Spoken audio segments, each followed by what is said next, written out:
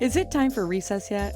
I'm so glad you found time to join us here on the Childcare Director's Chair, where Erica Sacoccio shares her best practices that she's refined through her passion of directing childcare centers over the last 23 years. From parenting interaction, systems to save you time, money, and stress, to profitability. She shares it all from the Childcare Director's Chair. Hey, welcome to another episode of the Childcare Director's Chair podcast. I am your host, Erica Sacoccio, for those of you who don't know, if this is your first time tuning into the show. If you are our listeners who listen day after day, I want to say thank you so very much. I can't say it enough. So I appreciate your support and helping, honestly, make an old lady's dreams come true. I just love podcasting and I love talking with all of you in our community. We started bringing on some guests over the last few weeks. I hope that you're really enjoying that. I feel like I love connecting with the community and bringing all of the best of the best to all of you. So all that's going to happen right here on our show.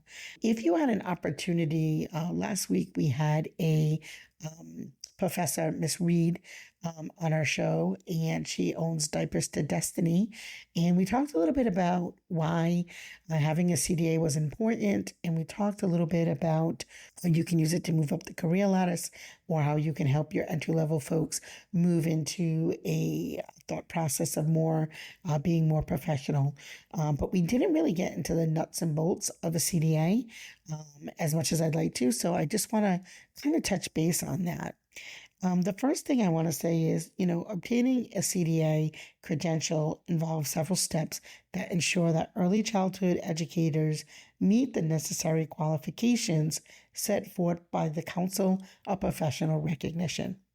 And so here are the steps that are typically involved with the CDA credential. Well, the first is meeting the eligibility requirements. Before applying for a CDA credential, you must meet the eligibility requirements such as having a high school diploma or a GED. You have to have completed training hours in early childhood education of 120. They are broken up into different categories. And you also have to gain relevant experience working with children. You have to have a certain number of clock hours, and you also have to obtain your first aid and CPR. The second step is you have to choose the CDA setting. So candidates must select a specific setting for the CDA credential, such as an infant toddler, preschool, or family child care, or home visitor. And each setting has its own set of competency standards and requirements.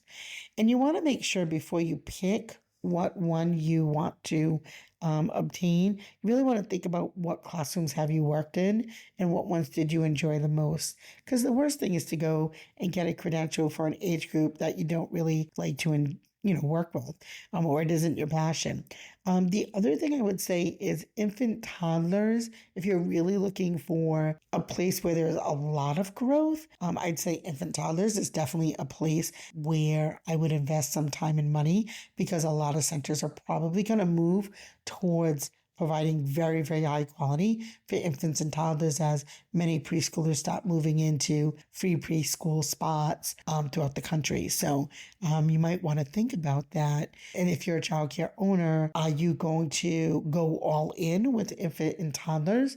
And if you are, you're going to have to really offer something different, special, unique. So maybe having every one of your staff or teacher assistants, earn their CDA in infant toddler specialty. So that could be a really great strategy. So step number 4 is you want to gain that practical experience. Candidates must accumulate a certain number of hours under supervised practical experience working with children in their chosen CDA setting. And the experience provides candidates with hands-on experience implementing best practices in early childhood education, and hopefully working with or under a really strong lead teacher. Step number 5 is where you're going to compile professional portfolio.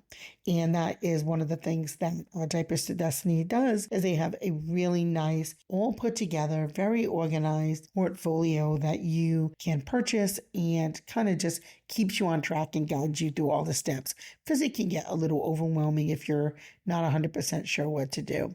So the candidates must create a professional portfolio that demonstrates their knowledge, their skills and abilities in working with young children. And the portfolio typically includes documentation of your training hours, practical experience, also your teaching reflections, which I really enjoyed writing mine very long time ago, but your writing reflections, and then examples of your work with children. And the nice thing about that is when you have that portfolio, no matter what level of teacher or director you are, I would say keep that fresh and active, because if you want to move on to another location, or you want to submit for a job or position within your company that's opened up, that might be, the next level. Having that portfolio on an interview or a conversation with your boss as to, why you deserve a raise or promotion, having that portfolio really does help solidify that, and it's your proof, it's tangible. You also have to complete your CDA application. So candidates must submit an application for the CDA credential through the council. It's an online application system, so you'll have a dashboard. And the application requires candidates to provide personal information, documentation of your eligibility requirements, and a payment of application fees. So it's not inexpensive. It costs you somewhere around $500 and change to get your CDA after you've kind of paid the different fees and packets and books and things like that.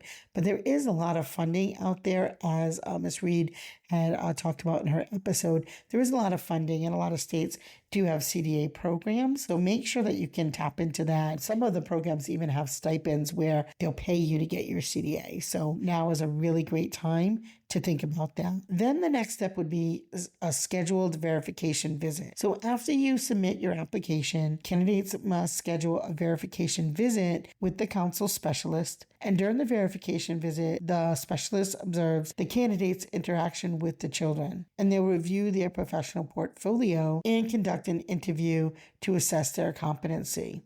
So it's a 3 or 4 prong process. So it isn't just like you put the portfolio together and you're done. So there are some other aspects to it during that visit. You also want to prepare for the CDA exam. While not required for all CDA settings, candidates must choose to take a CDA exam to demonstrate their knowledge and competency in early childhood education. And the exam consists of multiple choice questions, and it is administered at designated testing centers. So again, it's your daily practice, nothing to get stressed out about, but it's just a way to, again, show, because they are putting the seal of approval that you know what you're doing. And that's pretty much what that credential is saying. The other thing I think is really great about obtaining your CDA is that's something that belongs to you. So if you decide to leave the program that you're at, that comes along with you. It's a little bit different when you're getting, a program accredited and you're part of that team and you do all that work, and then you no longer, are employed at that center. You don't get to take that with you, right? So I think it's really great to credential yourself. And again, it helps solidify that you are professional in the field. And number 10, you want to maintain and renew your credential. It's all great to get a credential, but if you don't renew it, it's gone in 3 years or 5 years, depending on your rotation and renewal. So you want to make sure that you are fulfilling your ongoing professional development requirements to renew your credential every 3 years. And this may include completing additional training hours or accumulating CEUs and demonstrating continued competency in the field. So by following those steps and meeting the necessary requirements, early childhood educators can obtain a CDA credential to enhance their qualifications and advance their careers in the early childhood education field. So many of you, if you are a director, you probably good chance you have a bachelor's degree or higher in many states. Certainly if you're in the New England area, or your program is part of a quality rating system, there's a good chance that you have that. But maybe you're an assistant director, or maybe you're a lead teacher listening to our program and you don't have that in place. That would be one of the things I would recommend for you to do. When you put together your professional development plan, you have to already do a certain number of clock hours anyway. And if you've been in the field for 3 years, 4 years, 5 years, there's a good chance you already have enough clock hours to obtain your CDA. So really it's, getting the application and doing the other pieces. So you're already halfway there if you've been in the field for a while. And if you're brand new, that's okay too. It gives you something to aspire to and move forward. So I hope that, that gives you guys a little bit of guidance as to the steps in a CDA. If you have a team that works with you that does not have a CDA, be a good leader and help them through that process. Find the funding, whether it's you pay through your center or there's funding in your state, but help your team move to that next level. Don't be afraid that they're gonna leave you once they have that, and don't be afraid that they're gonna ask for more money. I know that times are tough, but at the end of the day, leaders grow more leaders, and if you expect your team to be the best of the best, then they need the support and the training. So I think that goes without saying, but I want to say it. So again, remember, it's the little details that make a big impact in the success of your childcare business. And that's really, really important. So a few housekeeping things before we head out of today's episode. As I had mentioned, Diapers to Destiny has a resource binder that you can purchase through them. And we have a special code. It is CCDC podcast 24. If you feel like you want to go ahead and move yourself or your team towards more professionalism, a CDA is a great way to go. So check out their website and look at their resources that they have available.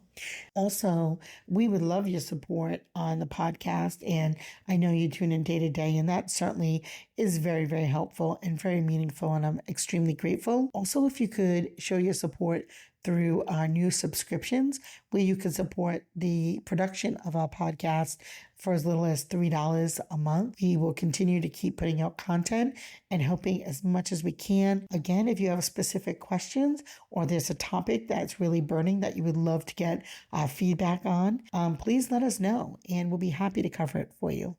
So again, thank you for tuning in. And as always, have a great day. Well, all the cute little kiddos have been picked up and it's time to go home. And that'll do it for another episode of the Childcare Director's Chair. Please leave a review so Erica knows the information is helping you to manage and improve your childcare centers. Remember to subscribe to get the latest episode from Erica's Childcare Director's Chair.